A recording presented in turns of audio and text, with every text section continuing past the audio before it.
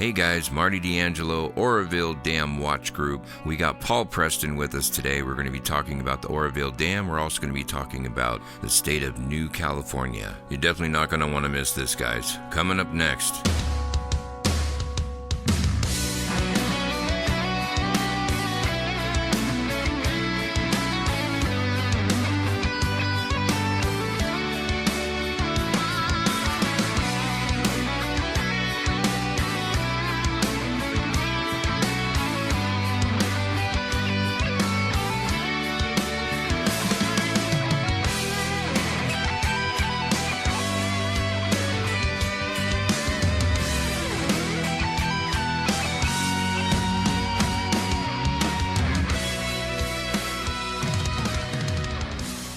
Well, I can tell you it's an honor today to be joined by Mr. Paul Preston.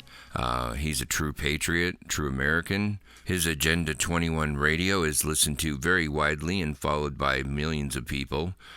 Paul really knows his stuff as far as the Oroville Dam, for instance, because he has several lawsuits against them pending right now. And so we're going to find out more from him about what's going on with all of that. And we're going to talk to him about the state of New California. Have you guys heard about this? No, not the one where they're building the wall and people are sneaking over that. No, I'm talking about one up north. Yeah, one where people respect one another and care about one another. It's a nice place. You should try it. Anyway, enough of my dog and pony style antics. Let's get Paul on here. Paul, how you doing today? Oh, great, Marty. How are you doing, brother? I am awesome like a possum. I'm just going to jump right in here and ask you, what the heck is wrong with California? Right.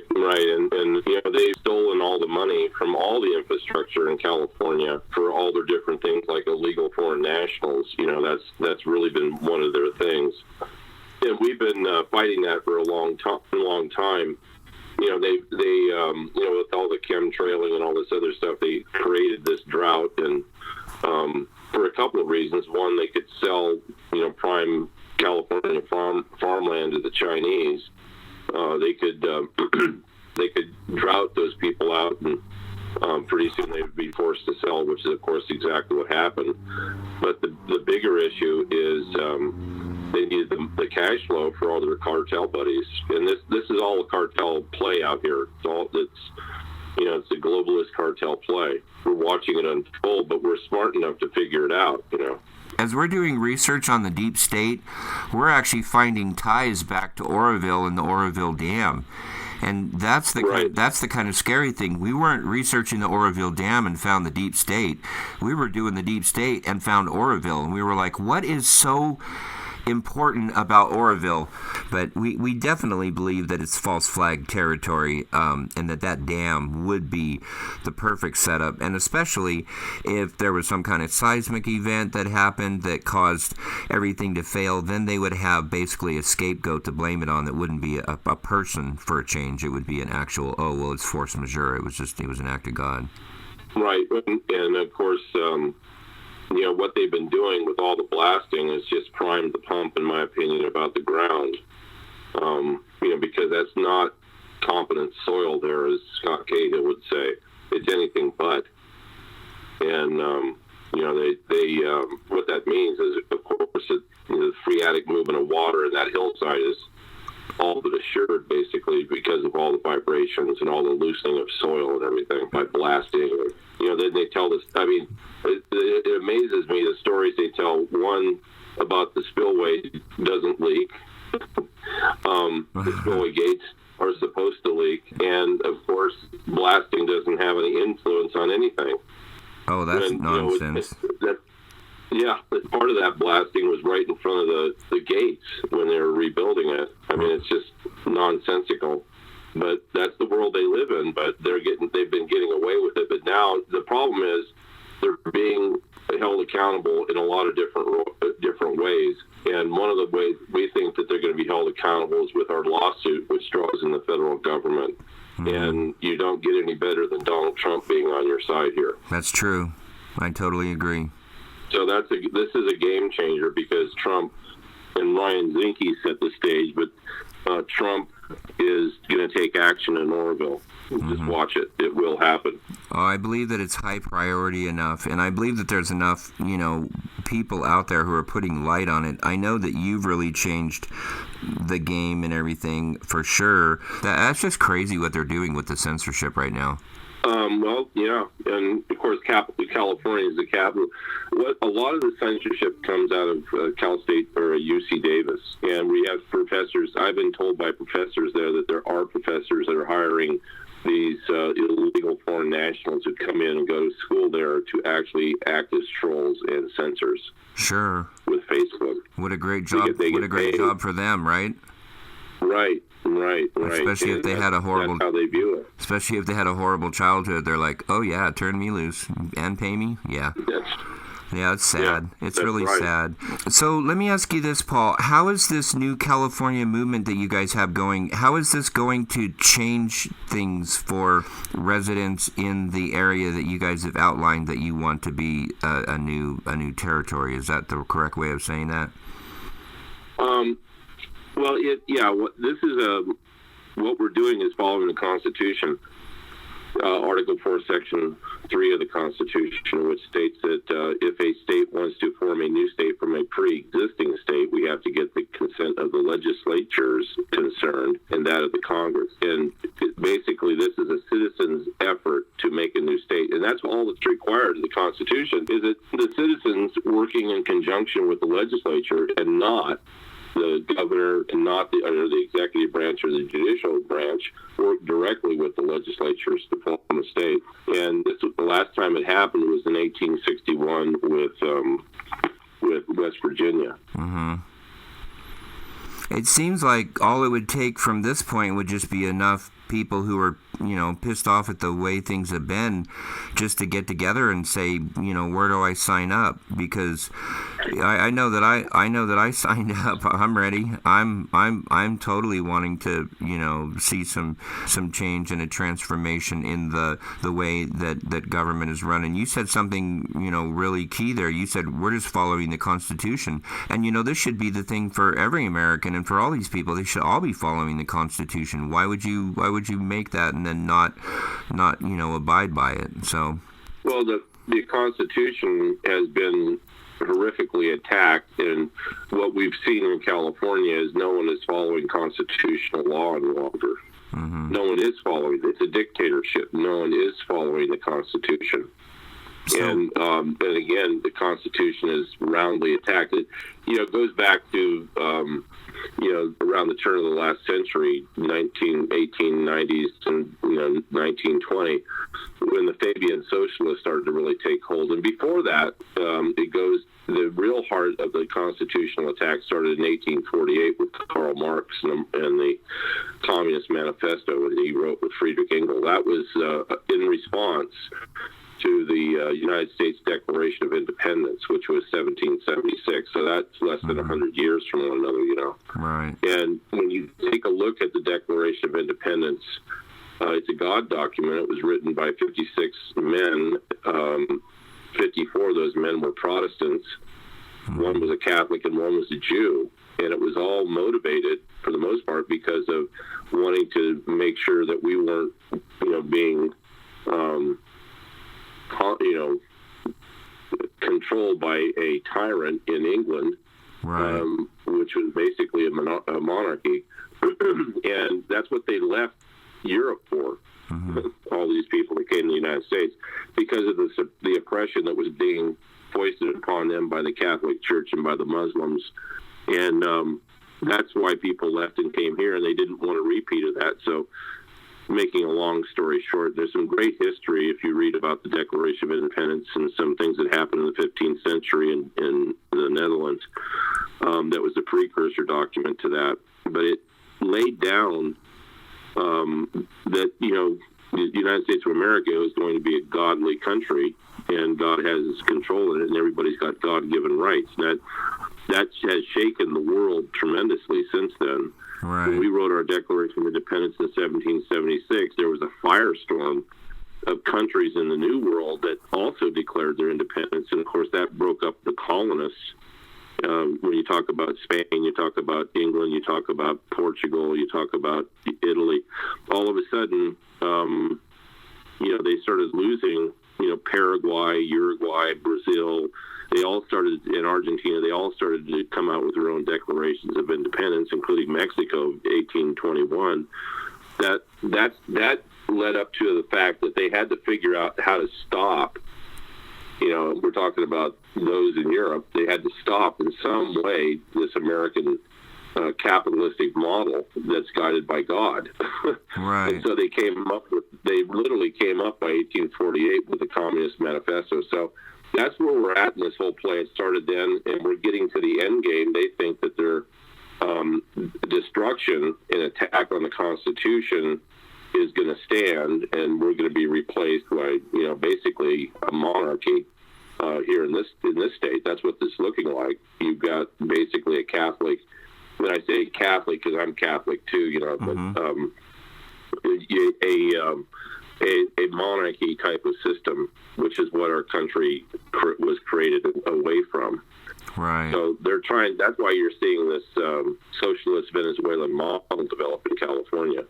But what are the chances of getting a new state? I mean, is this realistic? Obviously, you wouldn't be doing it if it wasn't. But I'm just saying, this process is going to happen every time a state has gone through this process, or even a country. It's always ended with a new state or new country, and the process has to be followed. The founding fathers laid it all out. It has to be followed. No, we're the first organization, first entity since 1861 that's broken the model out again and used it. I mean, I didn't do anything new or creative other than we just set the balls in motion on how to do things. Right. And our model we're following, and this model will in fact result in a new state, and it's going to happen within 18 to 24 months. We're well along in the process. That's right great. Now. And it's happening. And you see, right now, people realize that we live in a monoparty culture, monoparty system, and we have a dictator. There is no Republican Party any longer. That was why that conversation on that phone call was so long. Was people are realizing that there is no more Republican Party in California. So what you have is a Republican Party, California Republican Party, that hates Donald Trump. And it's sad. And they say it.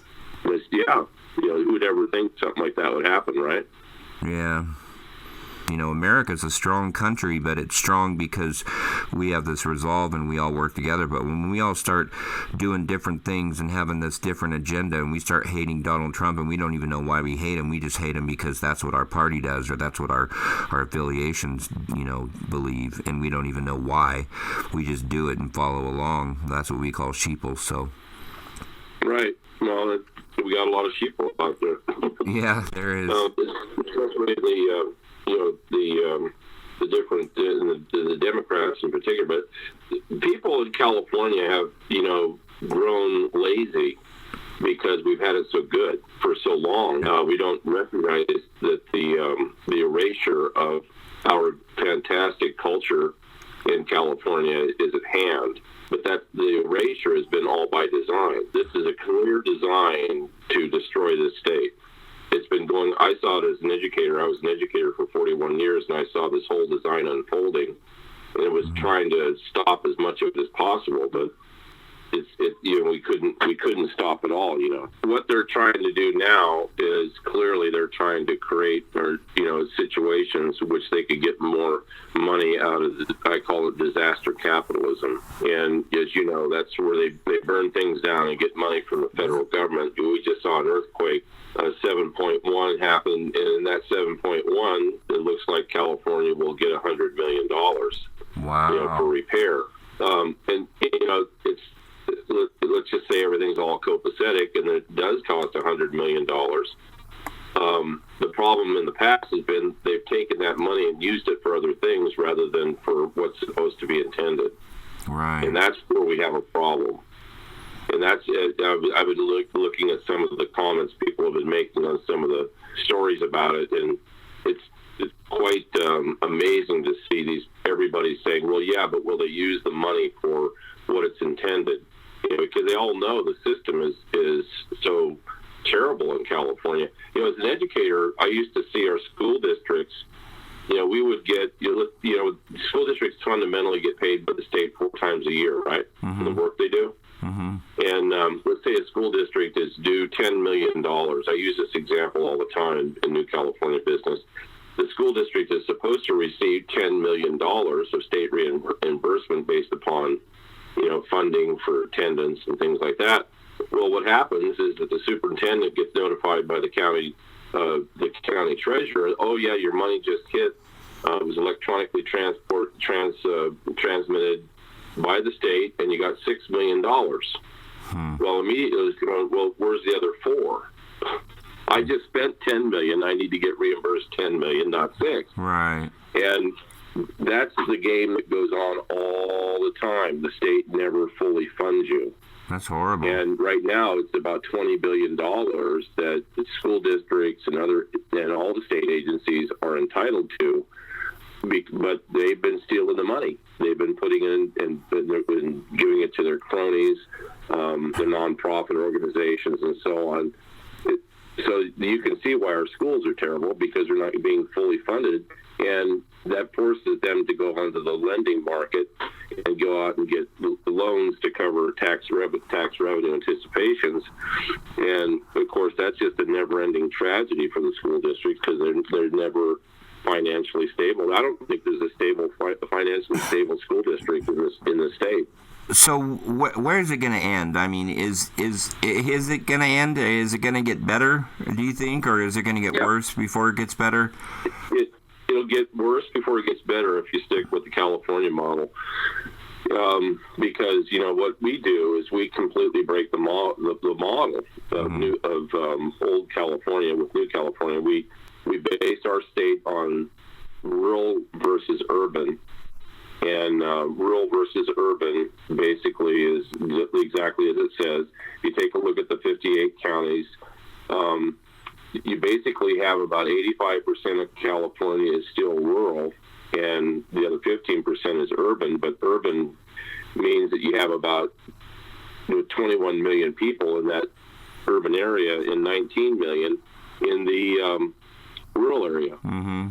So what you have is a representation problem in the current California, which has all been by design as part of that progressive design that actually started years and years and years ago, but 1964 with certain court decisions that rendered the representation of rural areas completely useless. So that's right now in California, we have 80 assembly members and 40 senators.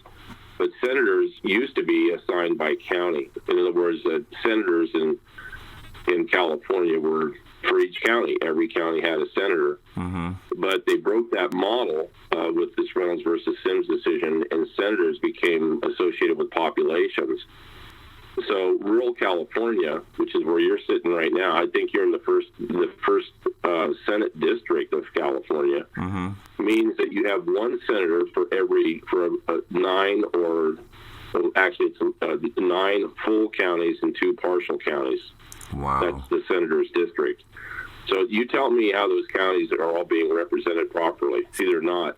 They're not. Of the 40 senators, 23 senators are found in San Diego, Riverside, Orange, and LA County, those 4 counties. So they dominate the power scheme in the Senate. Get it? So whatever they want in the Senate, they're going to get. And they'll work with the House to get it because they're based, of course, on population as well. So when you do that, you misrepresent or you don't represent rural California. Or it's the same in other states too. Manhattan, as an example, runs all of New York, but yet rural New York, which is the largest mass up there, has no control or no say over itself. You see this in Illinois with Chicago. You see this in Oregon with rural Oregon versus Portland, that area. Sure.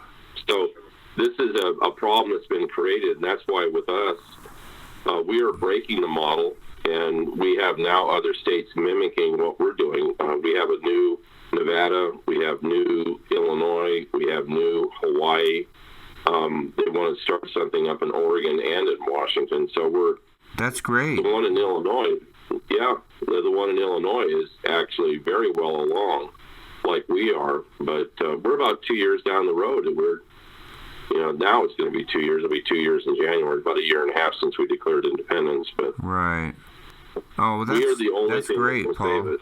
In California has been able to change its constitution since 1879 over 580 times. And when they did that, one of the things they did back in the 1960s is that they decided they needed a more professional legislature, a year-round legislature. So California today, the legislature meets 11 months out of the year, every year. Before that, the legislature only met 2 months every 2 years, like Texas. Get it? Yeah. So these guys now have an industry down here, and they can write a bill one day, run it through committee the second, and have it signed by the governor in the third. Now that means higher regulations, higher tax. So this system now is a monoparty system where they've squeezed out all the Republicans, and they can do whatever they want anytime, indefinitely, until someone stops them. That's a recipe for revolution. Well, I hope that people will, take heed to these words, and I hope that they'll find out more about this. Where can people go online to find out more about the New California? NewCaliforniaState.com. Okay, NewCaliforniaState.com. I'll put it on the screen there, and that way people can see it. We really appreciate your time, Paul. I mean, I wasn't sure what we were going to talk about today, but I'm really glad that we talked about what we talked about, because this is all stuff that people need to hear, and, they hear you talk with different people about the dam, and we've heard all that, and being that devil's advocate, I would say, come on, tell us something that we don't know. And I really feel like today that you told me a lot of things actually that I didn't know. So we will definitely be following this, and we will definitely be supporting this New California, because there's got to be some change. If you look at the way things are running our government right now, it's not right, guys. So anyway, I just got to tell you, brother, I love you, and I love listening to you, and I've been listening to you for quite a while. So, of course, it's an honor just to talk to you, but to get a chance to interview you for the show and everything, I want to thank you. Well, we're going to be having a meeting up there. I think it's Rough and Ready in the next few days. This was a pre-planned meeting, but we have it listed on our calendar for New California. The events calendar, and the events calendar that's Rough and Ready. I'd love to have you guys come down. That would be great. And well, I really don't want to keep you. I know you're a busy man, but I will definitely be in touch with you, and I definitely want to talk to you more about all of this, because I think that California is going to be toast here if we don't do something. So this looks like a ray of hope to me. So I'm excited. All right, we'll talk to you later, Paul. Okay. Right, bye. Boy, thanks again, Paul. Isn't that guy smart? Oh, my God. Hey, be sure to leave a comment and let us know what you think about this whole idea of a new state in California. I realize a lot of you live in other places and you've actually escaped California, so you're definitely not going to come back to the new one. Speaking of states, boy, I've been looking into the deep state on the Oroville Dam. This is crazy, guys. I mean, is this something somebody really wants to, put out there? Man, I don't want to disappear on this, I'm okay interviewing people, but this gets kind of scary when you put this whole MIB approach to the entire situation. I don't know that I'm really willing to just disappear and never be seen again. Could you guys live without me? I don't know, probably not. There's a lot of people that couldn't, namely the ones I'm currently feeding, but, others too. All right, guys, I hope you have a great rest of your day. Thank you for your time. Be sure to subscribe and like this video. We appreciate you.